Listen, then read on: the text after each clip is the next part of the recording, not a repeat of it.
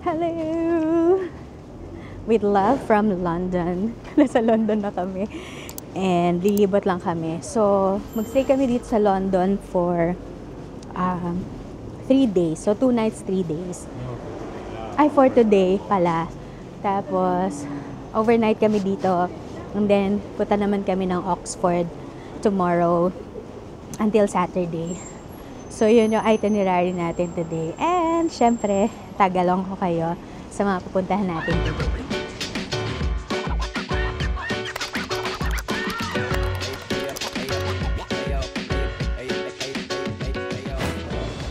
Mag-ride kami ng train or I think subway yata. Or train muna. And then, subway. Pero kailangan magmadali kasi ang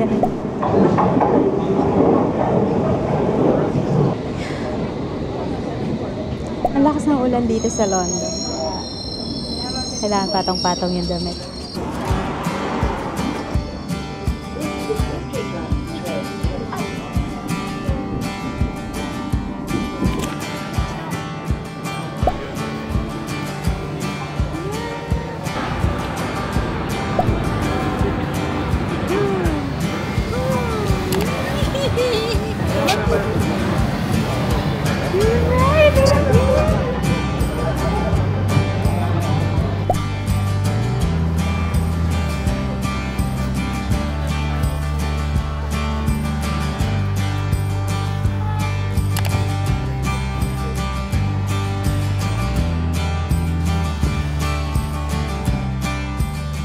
We're here sa Big Ben Tower. Alam nyo, ang ganda dito. Hindi talaga siya nabibigyan ng justice sa camera. Pero when you look at it, na sobrang, ano siya, grabe, sobrang majestic. There, yan siya. Let's go! Let's go, ate! So, lakad lang kami ulit. Punta yata kami doon sa I forgot kung tawag doon. Pero libutin namin itong London. Kasama ko yung mga pamangkin ko. Sila yung tourist guide namin. Sila yung nakakaalam, kabisado to. Yan, puntahan namin yan. Anong tawag dyan, ate? Sa Ferris wheel? At the London Eye. Sky Ranch lang kasi alam ko.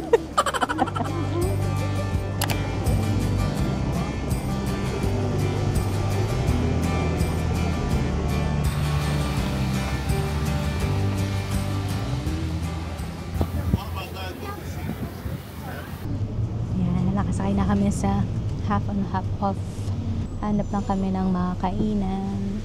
And then, libot ulit sa London.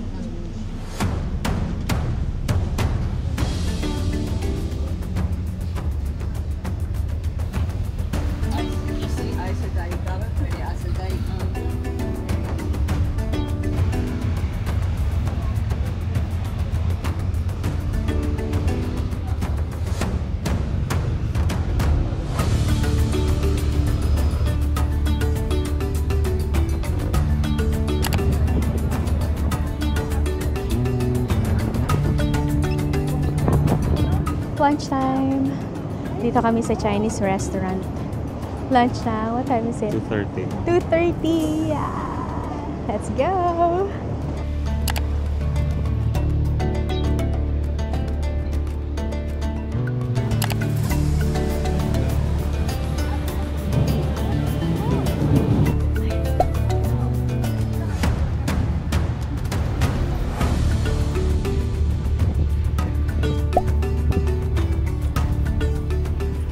So guys, we're here at the Buckingham Palace. Yeah! So dyan kumakaway dati si Queen Elizabeth. Ngayon si King Charles. Grabe, ang lakas ng ulan. Parang naka-Eskimo. Ang lakas kasi ng ulan. But we're happy na nandito kami ngayon. Imagine that. Kita mo na yan.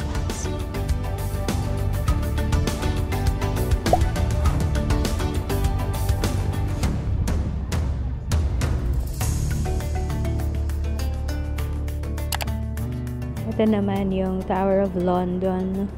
That's such a big palace. This is a royal palace. Ito ay grand apartments where the king and or queen could stay, entertain, and conduct business. So si Elizabeth I stayed at the tower before they were crowned. So dito yan. And then, this is also a place of execution. So from the 1100s, yung tower became a prison. Ang laki din niya. Ang laki niya sa personal. Tapos sobrang parang, di talaga siya mapapasok ng kahit na sinong tao. Tapos nandiyan din yung mga crown jewels. Yan.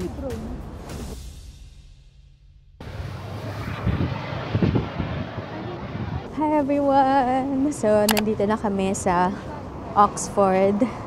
Dito naman kami papasyal for today. So, marami kaming mapupuntahan sa Oxford. We'll try to drop by yung bahay ni C.S. Lewis, yung author ng Narnia. So, yun yung isang plan namin na puntahan. Ang lamig dito sa Oxford. Pero ang ganda din ng mga bahay dito. Ganyan siya, oh. So, ito yung itsura ng place. Para siyang nasa city pero laid back pa din yung feeling. Parang ganon. So, alam niyo yung Notting Hill na movie. Yan yung, pero ang laki nitong Oxford pala.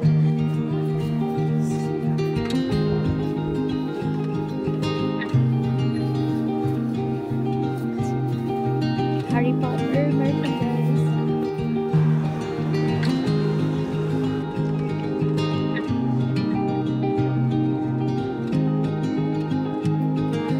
One door opens while another one closes.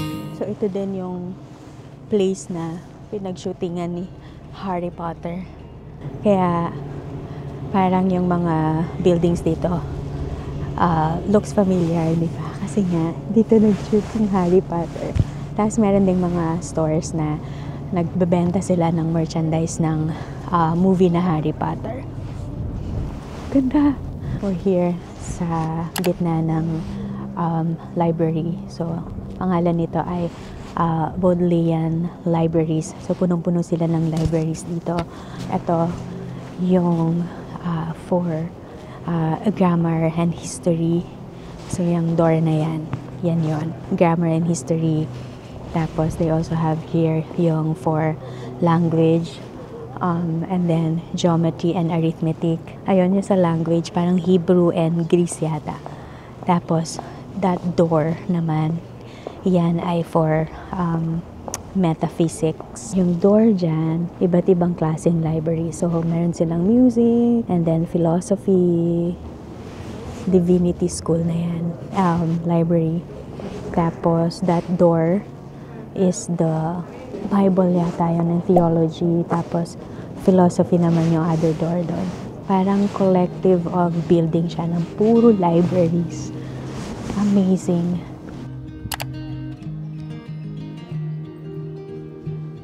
So, ito yung University Church dito sa Oxford. So, dun sa description niya, it has played central role in history in the Church of England. Ganda.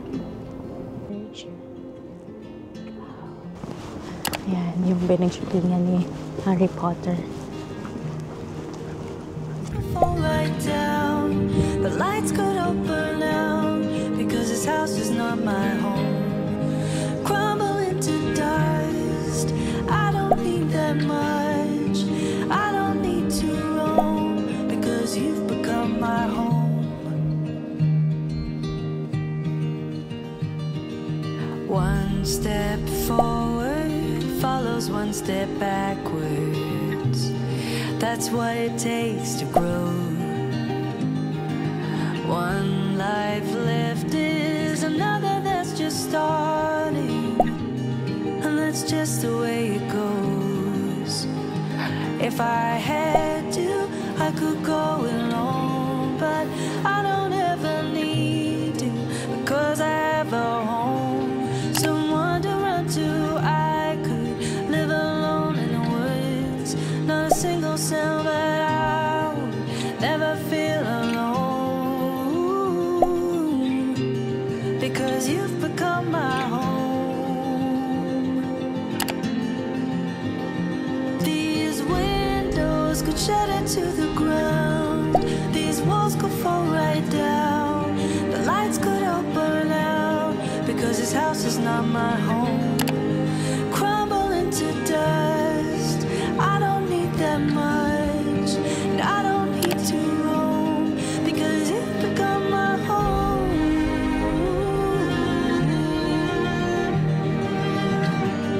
Because you've become my home.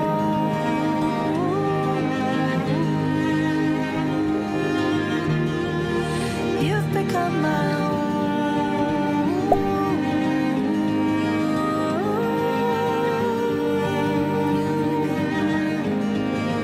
You've become my home.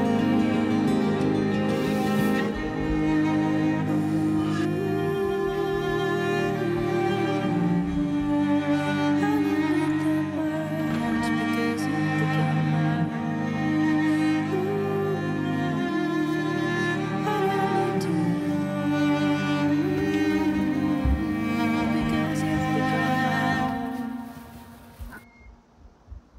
Hi everyone! Good morning! Ito tayo sa Blenheim Palace.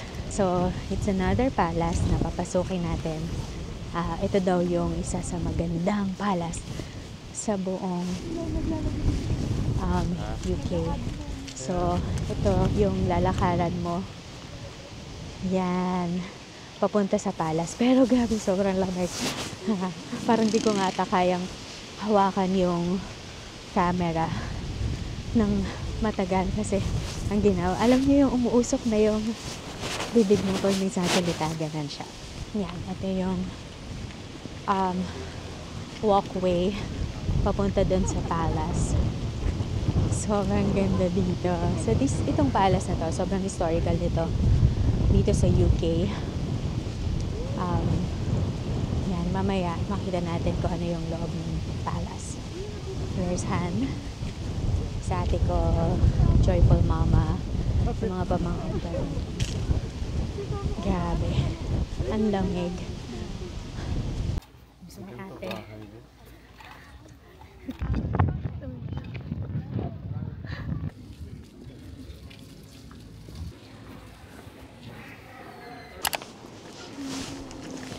Wow. So, ito yung pagpasok mo doon sa pinto. Nandito si Sedi. Nandito si Sedi. Saka si... Ano pangalan ng lolo ni Sedi? Si Patras.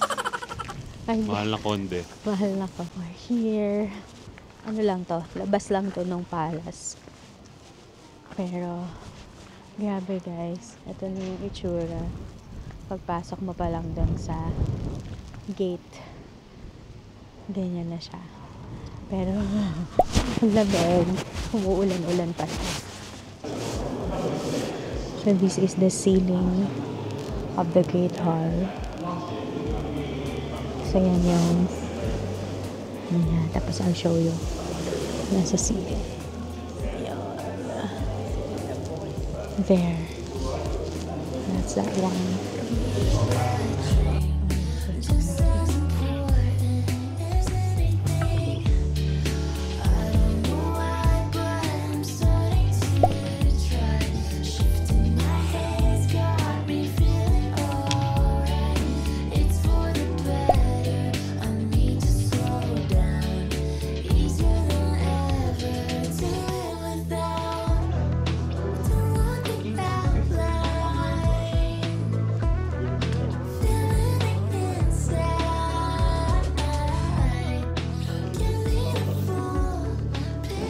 So, ito naman yung family treasures nila. Ayan, collection nila ng mga Chinaware.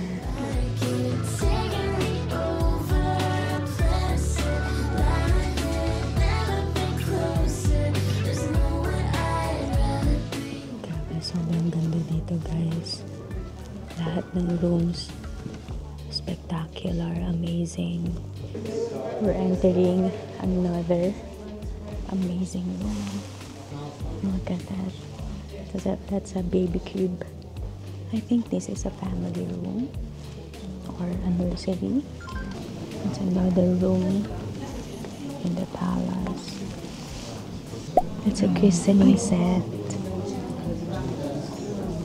These are the playing cards, mga seals. So, this is maybe Rosemary's coronation dress. Oh my gosh. That's nice. Wow. This is to the memory of Queen Anne.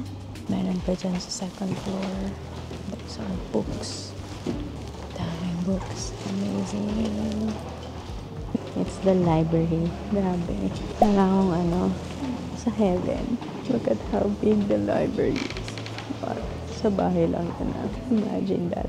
Yung isang room na to ay buong library nila. So, yun yung mga books. Tapos dun sa kabilang side, meron silang pang second floor pa. Amazing. Oh my gosh.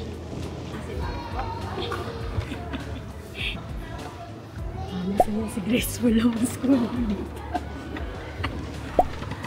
Shakespeare, oh. Picturean so, yan, oh. This one, meron to, ito ay fine late 19th century vellum binding. So, yan yung binding technique nila. This one naman ay fine example of early 18th century binding. Siya naman, binder to Queen Victoria noong 1872.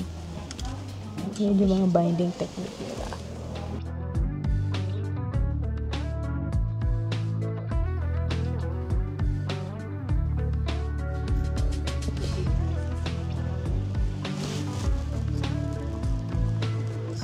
So, dito tayo sa the upper terrace ng palace.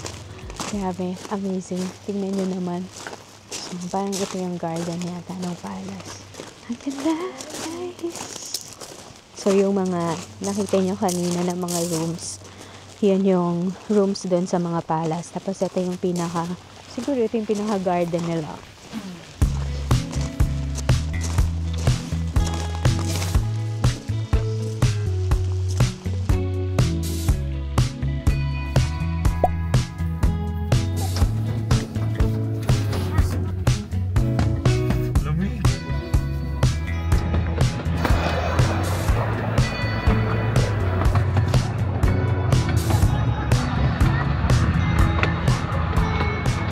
Sa garden na kami ngayon. Tawag dito ay walled garden. So it's a maze.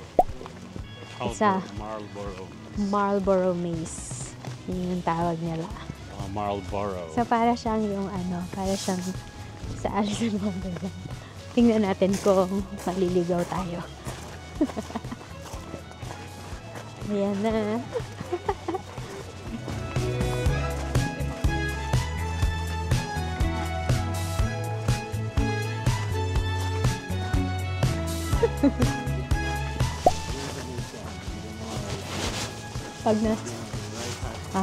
Okay. So, yun pala yung susi. Kailangan lagi kang didikit doon sa pinaka-wall sa right side. You never get lost sa maze. That's according to my husband. Sabi niya. Sige, tingnan natin. Oh, hindi naman, Han. Hindi naman. Tingnan natin. Sino mauuna sa atin? Right. Okay. Ayoko nga. Hindi ko na sila naririnig. Wala, naligaw na. Iligaw na tayo. Pero... kaputik. Hindi, sige lang. Tuloy mo lang. Ito ito. na right. Ito na nga yung right. Okay. Sige. Okay. Alright lang. Ayan sila. Nakita kami pero sa magkaibang wall. So, ito pala yung view. Ayan yung maze. Let's see. Makakalabas tayo dito.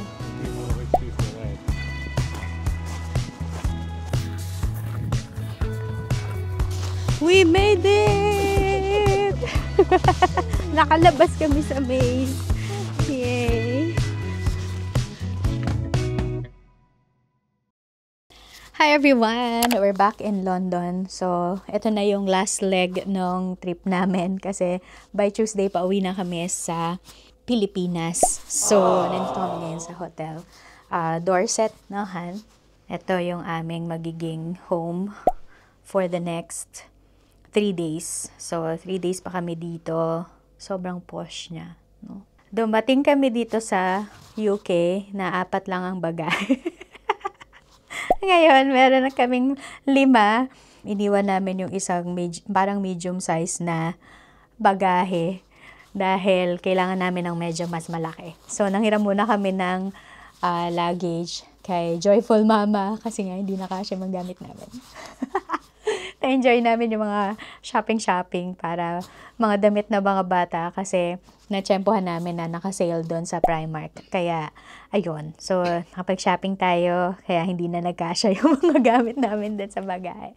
But yeah, ito yung pagstayan namin dito ngayon sa London. Bukas mag-church kami tapos meron kaming mga imi-meet na mga friends then before going back to the Philippines. So, tagalong ko kayo sa kung saan man kami mapadpad dito sa London. Lumabas na kami ng hotel to eat para kumain. And dito kami ngayon sa Westfield. Malapit lang to dun sa hotel. And we're gonna eat Greek. So, itong itsura ng hotel. I mean ng Westfield. And this is we're gonna eat the real Greek. First time namin nakakain ng Greek. Well, meron sa sa Baguio, pero not sure. But yeah, here. Sitting here na sa restaurant. Bahala na si Hannah pumili ng food namin kasi hindi ko rin naman alam kung ano pipiliin. The menu, pero hindi natin alam kung ano tong mga to. But we'll try it because why not? Try lang namin tong Greek restaurant. Try natin to. Iced tea. Peach iced tea. Tapos, may nakita kami dito. Ayan, ganito. It's superior quality extra virgin olive oil from Crete, Greece. Tingnan natin. Hindi namin alam yung mga ano dito. Ito ano? C2. C2? C2. Peach. C2 na peach. C2 na peach flavor. 4 pounds. 4 pounds. Imagine that, guys.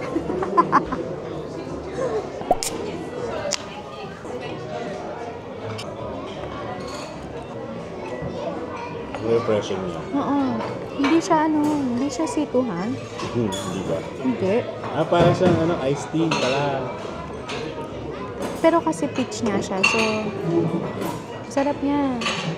May palasa siyang iced tea. Sarap niya. Ito siya, oh. Hindi ko lang siya alam basahin pero iced tea siya. Tapos parang peach yung yummy. So here's our food. Let's try it. Thank you, Lord, for the food. In Jesus' name. Picture na. Namiss ko yung fries, ha? How do you eat it? I want salad. Meron tayong Greek salad. Sarap. Sarap. Sarap na. Pero dahil yung cheese masarap. Ano nga yung queso nila? Tapos alam nyo ba, yung bell pepper nila dito, hindi siya maanghang. Tulad sa atin. Parang siyang manamis-namis gano'n. Mas malapit siya sa kamatis at sili. Or cucumber, parang gano'n. Ang kamis ng kamatis daw. Pinapay na lagyan ng Hummus. Hummus ba ito? Yan siya.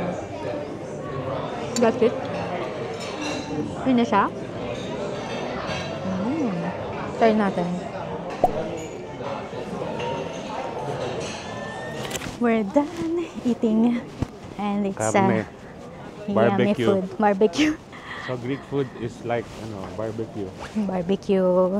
May kasama siyang fries talaga. Ang tawag nila, sobakuli yata ang tawag nila. Pero sarap ng salad. Grabe. Sarap ng salad. Salad is great. So, balik na kami ngayon sa hotel. Ang ganda ng langit, oh. Pabalik na kami sa hotel. Pahinga lang. Tapos kasi, meron kaming ini-meet na friend, mamayang dinner. Pero yun, parang 45 minutes away from the hotel. Kaya biyahe pa kami, magte-train, tapos bus. Kaya,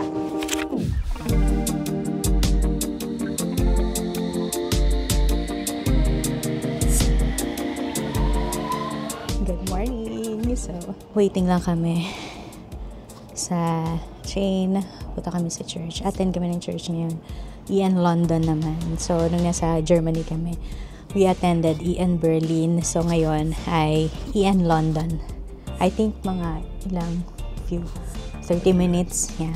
So, 30 minutes train ride from here. Walang masyadong tao. Last night, nung pumunta kami yan sa may Big Ben, maraming tao kahapon, kagabi. Ngayon, wala halos tao. Maybe because Sunday, ha? Hindi ko alam. Parang pag Sunday, medyo konti yung tao. So, A piece of you, but you're further along than